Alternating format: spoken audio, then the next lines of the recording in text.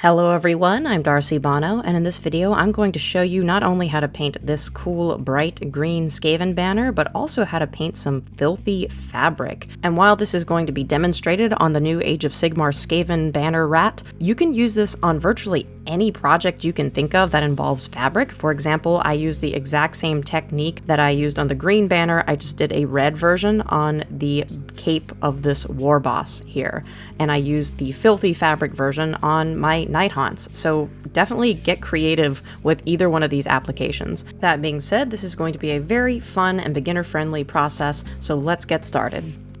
You're going to start with a neutral gray surface. Now in this case, the miniature was primed using Mechanicus standard gray. The reason I chose gray is that it will provide more muted shadows, but also make it easier to build white highlights that you're going to see in our undershading process. So big surprise, our next step is our undershading. For newer hobbyists, undershading is simply just establishing your highlights and your shadows before applying a colored tint to your miniature. In order to do this, all you're going to do is do some dry brushing using a rounded tipped dry brush, such as an Artis Opus Series D, or even a makeup brush. I actually prefer makeup brushes because they're, one, much cheaper, and they're also softer, which gives a little bit less of a brush stroke and just allows for a easier gradient, just in my experience. So this is just a cheap eyeshadow brush I got online on Amazon. Any kind of smudge brush or eyeshadow brush is ideal, and all you're gonna do is dry brush using a pure white. In this case, I'm using ACRYL Bold Titanium White. This is my favorite white just due to the sheer coverage as well as the fact that it's not as chalky as other whites on the market.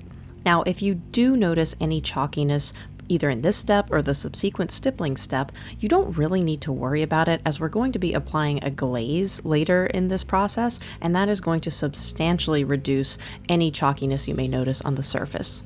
Next, we're going to be doing some stippling using the same white we used before. This is going to create the illusion of texture. To do this, I use an ELF smudge brush. It is a rounded tip brush with very short bristles, so you don't get an obvious brush stroke. I also prefer its more narrow shape because it gives me a little bit more control compared to the wider rounded tip dry brushes. So all you're going to do is take your white paint, get most of it off your brush just like you do when you're dry brushing, and then lightly jab the surface. This will give a nice speckled pattern. You can always test it out on a surface before you apply it to your miniature, so you know that your pattern is exactly how you want and not just one big blotch. This will just give a little bit more texture to your overall fabric. Just make sure you're only doing this to the raised portions and retain that gray in the recesses.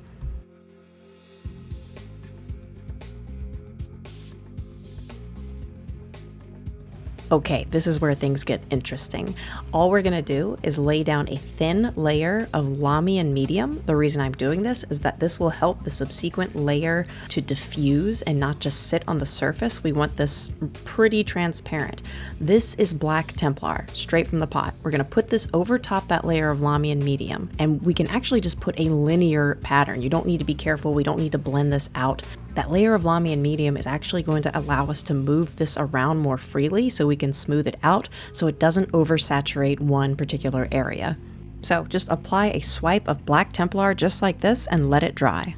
So here we have our Black Templar. It's on there looking pretty meh right now. What we're going to do is create that cool kind of speckled pattern over top of the black. All we're going to do is take a piece of sponge, and you can get these anywhere. You can get them at Hobby Lobby for a pack of 4 for like $2. There's nothing to them. So just take a piece of sponge, dip it in your white paint that you used before. And again, I recommend ACRYL Bold Titanium White because it is very opaque and covers this black surface. Then just sponge on that white paint onto the black where the black meets the white, and then gradually bring it a little bit further in so you can kind of turn the sponge at an angle so it's a little more linear, and then just lightly pat wherever you want the brightest portions to be. So you can bring it as far in as you want. Usually less is more, but just use a light touch and just sponge it on sparingly over top of the black. Once the white sponging is completely dry, you're ready for the fun part. All I did was take Army Painter Speed Paint Charming Chartreuse, which is weirdly hard for me to say, and then just swipe that over the white. Now this can go over top of the black, that's totally fine. You'll notice a little tiny tinge of green over the black, and that's just because it's not saturated enough to totally tint the black green. So that's how I do my cool little high contrast colored speckled patterns on things. Really easy, quick way to make things look interesting. In the case of the orc I mentioned earlier, I did the exact same technique, except instead of the Chartreuse, I use Army Painter Speed Paint Blood Red. I honestly may have used 2 coats of Blood Red, though I'm not 100% certain because it's been a while since I painted him, but I can tell you it was definitely that paint, and it was the same sponge white over black process that you just saw. And then I made a really half-hearted attempt at painting some freehand, just a simple Skaven icon over top of this using Pro Acryl Ivory. Any bone color will work. I'm using a frayed old brush just to get that kind of like crude, rugged looking brush stroke to it. Now, I would like to point out that the Army Painter Speed Paint did reactivate. Some of you may be familiar with that drama that happened when the speed paints first came out. They were reactivating, causing paints to blend together when people didn't want them to. And in this case, it did happen when I applied that ivory, despite it being from the new 2.0 Army Painter Speed Paint series. Later, it turned into a kind of very pale green like you see here, and I actually went ahead and let that dry, and the picture you're looking at now actually has another layer of ivory over top of that one that turned pale green. So in this case it worked out in my favor because that looks pretty cool, but you may want to use a varnish in between adding the color to your banner and then adding any painted on iconography. So just a heads up, I did have issues with reactivation. If you don't want to use Army Painter Speed Paints because of that, you can get a very similar color by mixing Mantis Warrior Green and Nosdrag Yellow in about a 3:1 ratio. And that's actually what I used on this Warlock Engineer. So that concludes our Vibrant Vermin banner. We're going to move on to our Gross Grungy one. So you're going to start with the exact same process as before. Start with a gray surface, then do your undershading with white, then do some stippling with white, and in this case I was very heavy-handed because I'm going to be applying multiple glazes over top of this.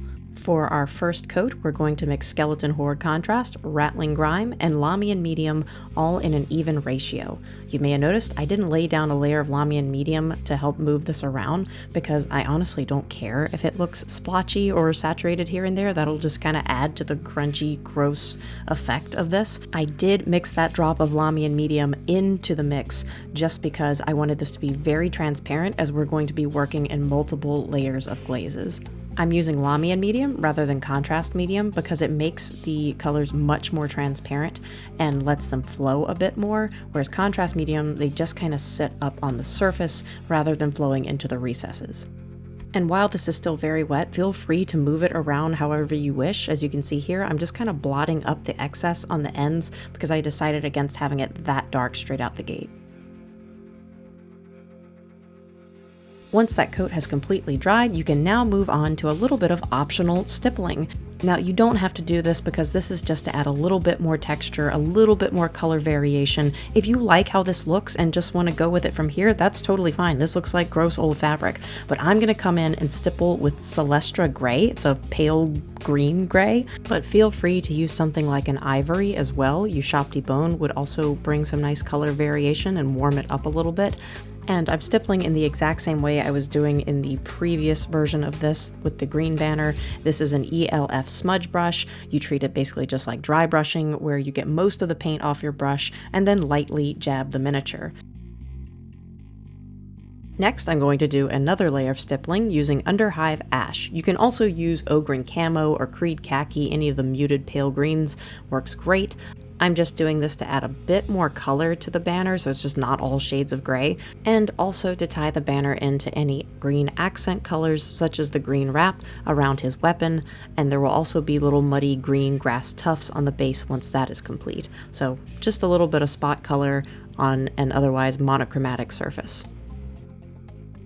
Now, to be perfectly honest, I made up a lot of this as I went along, so in this shot you're going to see a little brown splotch at the bottom of this banner. So that was just me playing around with adding Ratling Grime to the banner, and ordinarily Ratling Grime is a very gray brown, but because we're putting it over a warm yellow green, it actually turns into a more reddish warm brown. So I went, oh wow, that's actually pretty cool. Maybe I should record this. So what I did was went ahead and just put Ratling Grime in the recesses just to deepen those a little bit, make them a little more saturated, give them more of a brown shadow to tie into the warmer highlights.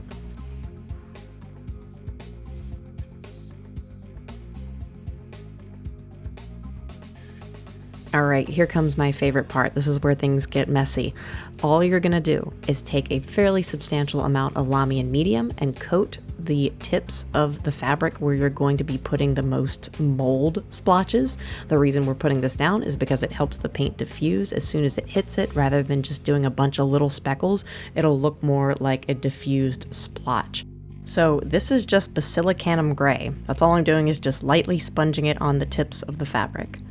That's it. That's all there is to this. And the Lahmian Medium will actually keep it so you can move it around and feather it out a little if you want. If you feel like you've put too much in one spot, you can then rinse your brush and then feather it out while that Lahmian Medium is still wet. And again, while the Lahmian Medium is still totally wet, I'm now going in with Black Legion contrast. This is such a nice warm brown black that looks awesome on almost any weathering, and I'm using it here just to simulate little mold splotches. It's very heavily pigmented, so instead of diffusing out as we saw before, it kind of just stays in place just because it's just a heavier, more opaque paint. When doing this effect, get most of it off your sponge and make sure to test your pattern before applying it to your fabric, just so you know that you're going to get a bunch of little speckles instead of one big blotch. So that's basically it. I love how this looks. You can practically smell the mold on it. All that there's left to do is add the little bloody Skaven emblem. All I did for that was mix 3 drops of Flesh Tearers Red, 1 drop of Psychor Brown to get my dried blood mixture, and then applied it using just an old beat up brush, so I would get these really nice rugged brush strokes like you see here. And if you're uncomfortable doing freehand or you're worried you'll mess up, I highly recommend varnishing your surface and letting that dry before you apply your freehand. You do this in order to protect that surface that you just spent all that time weathering, so that way if you mess up on your symbol, you'll have that layer of varnish protecting your underlayer, so that when you go to remove the symbol, whether it's scraping it up or lightly blotting it off while it's still wet, it won't pull up the layer of fabric and grunge that you just spent time doing.